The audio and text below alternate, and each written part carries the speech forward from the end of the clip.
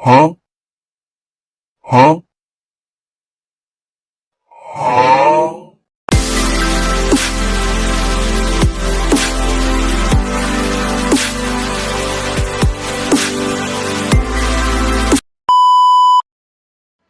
Assalamualaikum warahmatullahi wabarakatuh. Perkenalkan, nama saya Dandar, Prodi Manajemen dari Kampus Sekolah Tinggi Ekonomi Makassar Maju.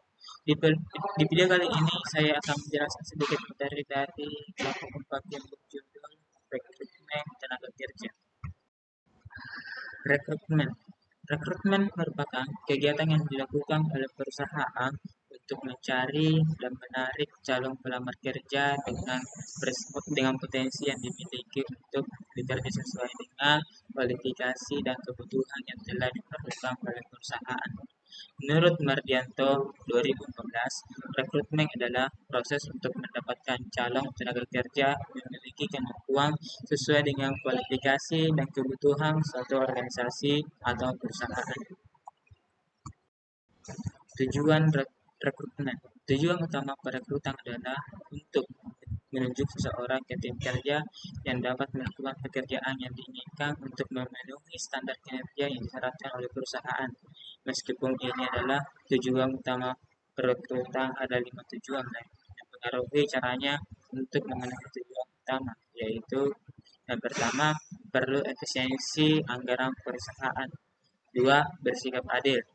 3. Untuk memenuhi kebutuhan perusahaan di masa depan serta kebutuhan sekarang. 4. Untuk konsisten dan loyal terhadap perusahaan. 5. Mengelola wajah publik perusahaan yang diperlukan dalam membangun corporate branding. Proses perekrutan. Proses perekrutan ada 5, yaitu kebutuhan, proses rekrutan, wawancara, evaluasi medis, keputusan penerimaan. Pemanfaatan teknologi.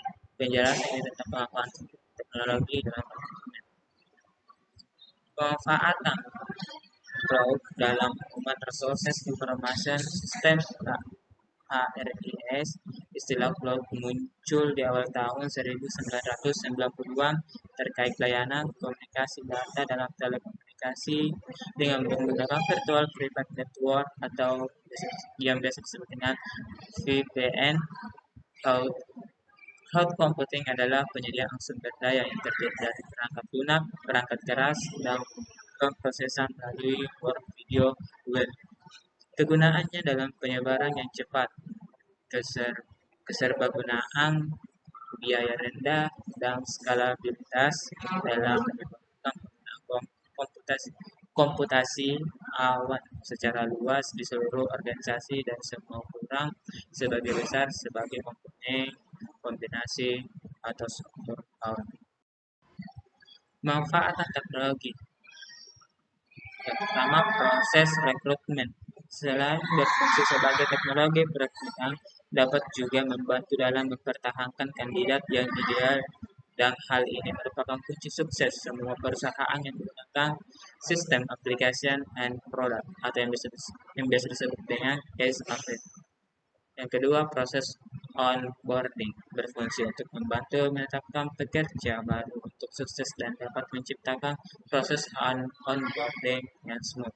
Berbagai solusi teknologi berbasis cloud tersedia untuk digunakan dalam departemen, dalam cloud, perangkat sumber, atau lokasi dengan sistem masuk Google yang berfungsi sebagai sistem informasi sumber daya manusia atau HRIS, tetapi dengan manfaat keamanan tambahan untuk departemen. Selanjutnya ada administrasi SDM. Sistem HRIS berbasis cloud membantu menyederhanakan proses administrasi karena data cloud terintegrasi dan dapat diakses dari mana saja. Selanjutnya kinerja karyawan. Sistem HRIS berbasis cloud membantu mempertahankan dan memberi penghargaan kepada karyawan agar tercipta efisiensi dalam cara organisasi mengembangkan, menilai, dan menyelaraskan kinerja dengan kompensasi data seperti peringkat yang terkait dengan kinerja, terintegrasi dengan data kompensasi dalam sistem sehingga manajer dapat membuat keputusan yang tepat terhadap penghargaan kinerja. Permasalahan rekrutmen. Menurut Fahmi, 2016 terdapat beberapa permasalahan yang sering ditemukan dalam pelaksanaan rekrutmen tenaga kerja, antara lain yaitu data calon pelamar kadangkala ada yang dipalsukan dengan tujuan agar bisa lolos tes tahap administrasi. Yang kedua, terjadi penarikan karyawan yang bersifat nepotisme dan menyingkirkan mereka yang sebenarnya lebih pantas lulus. Yang ketiga, kadangkala karena lemahnya kontrol seleksi memungkinkan masuknya para pelaku kejahatan atau pelaku kriminal untuk lulus seleksi karena ia bisa dan mampu mengubah berbagai data pribadinya. Dan yang terakhir, tim rekrutmen dan seleksi ada kalanya tidak memiliki tingkat emosional yang tidak stabil dan terkendalikan dengan baik sehingga keputusan memungkinkan ada kesalahan. Itulah tadi itulah tadi pemaparan sedikit mengenai materi yang saya sampaikan. Jika ada tutur kata yang tidak jelas dan sopan, mohon dimaklumi. Sekian dari saya. Wassalamualaikum warahmatullahi wabarakatuh.